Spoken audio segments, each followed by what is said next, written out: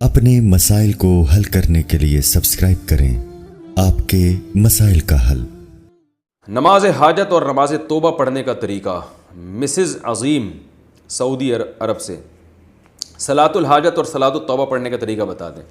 یاد رکھیں صلاۃ الحاجہ یا صلاۃ التوبہ کے نام سے الگ سے کوئی شریعت میں نماز نہیں ہے، کوئی کہ بھئی نبی نے فرمایا ہو کہ یہ صلاۃ الحاجت ہے، وہی صلاۃ ہے، وہ آپ اس میں یہ نیت کر لیتے ہیں میں دعا مانگوں گا تاکہ میری حاجت پوری ہو، تو اس سے پہلے میں نماز پڑھ رہا ہوں، تو وہ صلاۃ الحاجت، لوگ اس کو صلاۃ الحاجت کہہ دیتے ہیں۔ اور توبہ میں بھی یہی ہے کہ 2 رکعت پڑھ کے اللہ سے گناہوں کی معافی مانگی جائے، تو یہی نماز ہے جو 2 رکعتیں ہم عام طریقے سے پڑھتے ہیں، یہ کوئی الگ سے نمازیں نہیں ہیں۔ فجر عصر کے بعد صلاۃ الحاجت پڑھنا، کیا فجر یا عصر کے بعد صلاۃ الحاجت کے نفل پڑھ سکتے ہیں؟ فجر اور عصر کے بعد کسی قسم کی نفل نماز جائز نہیں ہے، اور یہ بھی سمجھ لیں صلاۃ الحاجت کے نام سے کوئی شریعت میں الگ سے نماز نہیں ہے۔ بس 2 رکعت آپ دعا مانگنے کے لیے پڑھیں کہ اللہ سے میں اپنی حاجت مانگوں گا، تو اس کو آج کل صلاۃ الحاجت کہہ دیا جاتا ہے، لیکن یہ کوئی الگ سے اسلام میں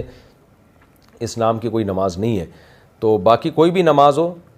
فجر اور عصر کے بعد نفل نماز اگر ہے تو وہ پڑھنا جائز نہیں ہے۔ صلاۃ التسبیح کی شرعی حیثیت۔ بہت سے لوگ کہتے ہیں کہ اسلام میں صلاۃ التسبیح کی کوئی حیثیت نہیں ہے، کیا یہ درست ہے؟ نمرہ بلال صاحبہ نے سوال پوچھا ہے۔ دیکھیں صلاۃ التسبیح کے بارے میں جتنی احادیث ہیں کوئی ایک بھی صحیح حدیث نہیں ہے، پہلی بات تو یہ۔ دوسری بات یہ کہ فقہا کا اصول ہے کہ ضعیف حدیثیں جب کثرت سے ہوں تو وہ درجہ حسن تک پہنچ جاتی ہیں، یعنی قابل قبول ہو جاتی ہیں۔ وہ اس بیس پہ اگرچہ صحیح حدیث ایک بھی نہیں ہے، لیکن کثرت سے حدیثیں ہیں، اگرچہ وہ ضعیف ہوں تو وہ مل کے ایک قوت مل جاتی ہے ان کو۔ اس بیس پہ جمہور علماء کا یہی مذہب ہے، یہی ان کا قول ہے، یہی ان کا فتویٰ ہے کہ صلاۃ التسبیح کو بالکل کالعدم قرار دے دینا یہ درست نہیں ہے۔ اس نماز کی ایک حیثیت ہے، یہ سنت عمل ہے، کیونکہ ضعیف روایتوں کی کثرت کی بیس پہ جو ہے وہ فتویٰ یہ دیا جائے گا کہ یہ نماز ثابت ہے، اور وہ فضیلت جو اس کی حدیث میں آتی ہے وہ فضیلت ثابت ہے۔ لیکن بعض علماء کا موقف یہ ہے کہ، اور میرا بھی رجحان انہی بعض علماء ہی کی طرف ہے، میں کوئی بہت بڑا عالم مفتی نہیں ہوں، لیکن ایک ٹوٹا پھوٹا سا رجحان اس طرف ہے میرا۔ وہ ابن تیمیہ رحمہ اللہ تعالیٰ نے جو بات کی ہے بڑی زبردست کی ہے، اور یہی بات ہمارے شیخ حضرت مفتی رشید احمد صاحب رحمہ اللہ بھی فرمایا کرتے تھے۔ حضرت نے تو ابن تیمیہ کی بات نقل نہیں کی، حضرت کی اپنی ذاتی رائے تھی مفتی رشید احمد صاحب کی، جو مفتی اعظم تھے، اور حضرت مفتی تقی عثمانی صاحب، حضرت مفتی رفیع عثمانی صاحب دامت برکاتہم العالیہ کے استاذ رہے ہیں 8 سال، بڑے علم میں مشہور تھے۔ ان کا بھی رجحان اس طرف تھا کہ وہ بھی صلاۃ التسبیح کو نہیں مانتے تھے۔ اس کی وجہ یہ تھی کہ وہ یہ کہتے تھے کہ ٹھیک ہے درجہ حسن تک روایتیں پہنچ رہی ہیں، مگر ان روایتوں سے جو نماز ثابت ہو رہی ہے نا، وہ ان مشہور متواتر روایتوں کے بالکل اپوزٹ ہے، یعنی ان کے خلاف ہے۔ امام ابو حنیفہ رحمہ اللہ تعالیٰ کا اور فقہ حنفی کا جو اصول ہے خاص طور پر مسائل کے استنباط کا، وہ یہ ہے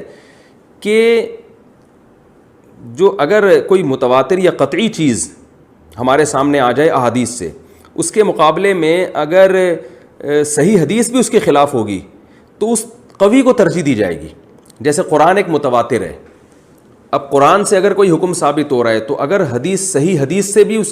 یعنی حدیث اگر صحیح بھی ہو اور اس کے خلاف چلی جائے گی تو احناف پھر قرآن کو لیتے ہیں، حدیث کو اس میں تعویل کر لیتے ہیں، کیونکہ قرآن قطعی ہے۔ تو اسی طرح بعض روایتیں کثرت سے ہوتی ہیں جن سے ایک حکم ثابت ہو رہا ہوتا ہے، ان کے اپوزٹ اگر ایک کوئی صحیح روایت بھی ہوتی ہے تو اس کو احناف اکثر رد کر دیتے ہیں یا اس میں تعویل کر لیتے ہیں کہ بھئی جو متواتر روایتوں سے جو چیز ثابت ہو رہی ہے وہ اس کے بالکل اگینسٹ ہے۔ تو صلاۃ التسبیح میں بڑا اشکال یہ ہوتا ہے کہ اس نماز کی جو کیفیت ہے اس میں بعض دفعہ ایسا عمل ہوتا ہے جس سے سجدہ سہو لازم آ رہا ہوتا ہے، یعنی عام نمازوں، مثال کے طور پر آپ جب یعنی سورہ فاتحہ کے بعد جب سورت شروع کرتے ہیں اور سورت ختم کرتے ہیں تو رکوع میں تاخیر سے جو صحیح حدیث سے ہمیں پتہ چلتا ہے، جو نبی کا معمول رہا ہے، وہ یہ کہ سورت ختم کرتے ہی آپ نے رکوع کیا ہے۔ تو اسی وجہ سے فقہا نے کہا ہے کہ اگر سورت ختم کرنے کے بعد آپ رکوع میں تاخیر کریں گے تو سجدہ سہو لازم ہو جائے گا۔ یہ کثیر صحیح حدیث سے یہ اصول نکالا ہے فقہا نے، جبکہ صلاۃ التسبیح اس کے اپوزٹ ہے۔ اس میں کیا ہوتا ہے کہ آپ تلاوت ختم کرنے کے بعد تسبیحات پڑھنا شروع کر دیتے ہیں اور رکوع میں تاخیر لازم آ رہی ہوتی ہے۔ تو صحیح احادیث سے جو بات بے غبار روایات اور کثرت روایات سے جو بات ثابت ہو رہی ہے وہ یہ ہوتی ہے کہ سورت ختم کرتے ہی رکوع کرنا واجب ہے، تو اس میں کیا ہو رہا ہے کہ رکوع کرنا واجب نہیں ہے، تو یہ اگینسٹ ہو رہی ہے نا ان صحیح احادیث کے. اس لیے بعض علماء کا موقف یہ ہے کہ اگرچہ ضعیف روایتیں ہیں، کثرت سے ہیں، درجہ حسن تک پہنچی ہوئی ہیں، مگر اس سے جو نماز کی کیفیت ثابت ہوتی ہے وہ متواتر جو روایتیں ہیں ان سے ثابت ہونے والی کیفیت کے خلاف ہے. تو جو قوی ترین چیز ہے اس کو لیا جائے اور اس کے جو اپوزٹ اس کے جا رہی ہے اس کو ترک کر دیا جائے. اس بیس پر مفتی رشید احمد صاحب رحمہ اللہ تعالیٰ کی رائے تھی، حالانکہ انہوں نے کئی سال صلاۃ التسبیح پابندی سے پڑھی ہے، مگر جب ان کا رجحان اس طرف ہوا، یہ تحقیق کی طرف ان کا دماغ گیا، تو انہوں نے صلاۃ التسبیح چھوڑ دی. مگر منع نہیں کرتے تھے دوسروں کو، اس لیے کہ جمہور بہرحال اس کے قائل ہیں، تو میں بھی کسی کو منع نہیں کرتا، جو ہے وہ جمہور اس کے قائل ہیں، اور فقہ حنفی میں بھی فتویٰ اسی پر ہے کہ صلاۃ التسبیح پڑھنی چاہیے. تو لیکن بعض علماء بہرحال اس طرف گئے. اور پھر میں نے بعد میں علامہ ابن تیمیہ رحمہ اللہ تعالیٰ کی تحقیق پڑھی، انہوں نے بھی یہ بات لکھی ہے کہ لم یثبت مثلہ بمثلہ، کہ جس قسم کی نماز ان روایتوں سے ثابت ہو رہی ہے صلاۃ التسبیح والی، تو اس جیسی نماز جو صحیح روایتوں کے بالکل اگینسٹ جا رہی ہے اس کے لیے بہت مضبوط دلیل ہونی چاہیے. تو یعنی اتنی کمزور دلیل سے وہ ثابت اس کو نہیں کیا جا سکتا، کیونکہ یہ صحیح روایتوں کے اگینسٹ جا رہی ہے. یعنی جو مفتی رشید احمد صاحب کہا کرتے تھے، تو ابن تیمیہ رحمہ اللہ کی رائے بھی میں نے دیکھی کہ وہ بھی بالکل اس کے مطابق ہے، لیکن بہرحال جمہور اس کے قائل ہیں. علامہ ناصر الدین البانی رحمہ اللہ تعالیٰ وہ صلاۃ التسبیح کے قائل ہیں، اور انہوں نے اس مسئلے میں عبداللہ ابن مبارک رحمہ اللہ کی تقلید کی ہے، اور بالکل واضح لفظوں میں تقلید کی ہے. ان کی تحقیق جو میں نے پڑھی تو انہوں نے بتایا کہ اگرچہ ضعیف روایتیں، لیکن عبداللہ ابن مبارک رحمہ اللہ تعالیٰ جیسا محدث، وہ کہتے ہیں جب وہ پڑھا کرتے تھے تو پھر ہم اس کو سنتی سمجھتے ہیں. تو یعنی کیونکہ عبداللہ ابن مبارک بہت بڑے محدث تھے، فقیہ بھی تھے، تو انہوں نے کہا کہ عبداللہ بن مبارک نے چونکہ اس نماز کو افضل سنت قرار دیا اور ثابت قرار دیا ہے، تو اتنے بڑے محدث کی رائے کو میں فالو کر رہا ہوں. تو انہوں نے تقلید کا لفظ تو ذکر نہیں کیا، لیکن انہی کی تقلید میں، تقلید اسی کو کہتے ہیں کہ آپ کسی پر اعتماد کر کے کہ بھئی جب اتنا بڑا آدمی ایک چیز پہ فتویٰ دے رہا ہے تو میں بھی اس پر اعتماد کرتا ہوں. تو اگر کوئی تقلید کے طریقے پر اگر کوئی عبداللہ بن مبارک کو فالو کرے یا کسی دوسرے مجتہد کو، پھر تو ٹھیک ہے، لیکن اگر تحقیق کی دنیا میں جاتے ہیں تو پھر میرا رجحان اسی طرف ہے، کیونکہ امام حنیفہ سے صراحتاً اس بارے میں کچھ منقول نہیں ہے، امام مالک سے بھی صراحتاً اس بارے میں کچھ منقول نہیں ہے، یہ حضرات اس بارے میں خاموش ہیں. تو اگر ان سے منقول ہوتا تو بھی ہم کہتے کہ یہ اتنے بڑے لوگ ہیں، یقیناً ان کے سامنے کوئی مضبوط دلیل ہوگی، یا یہ اس حدیث کو یقیناً صحیح سمجھتے ہوں گے، کیونکہ مجتہد کا کسی حدیث پہ فتویٰ دے دینا یہ اس کی علامت ہے کہ اس کی نظر میں یہ حدیث بالکل صحیح ہے. تو وہ اگر یہ فیصلہ کر دیتے یہ حدیث صحیح ہے، تو پھر کیونکہ حدیث کا صحیح اور ضعیف کہنا بھی تو محققین کا کام ہے نا، یہ فیصلہ عام آدمی کے لیے آسان نہیں ہے. تو اس بیس پر میرا اپنا جو ذاتی رجحان ہے وہ یہی ہے کہ صلاۃ التسبیح کوئی پڑھ رہا ہے تو ٹھیک ہے، جمہور کے قول پر عمل کرے، دونوں طرف دلائل ہیں، لیکن میرا جو رجحان ہے کہ جب صحیح احادیث سے جو نمازیں ثابت ہیں وہ اتنی کثرت سے ہیں، جو بالکل بے غبار روایات ہیں اور ان میں اتنا ثواب ہے،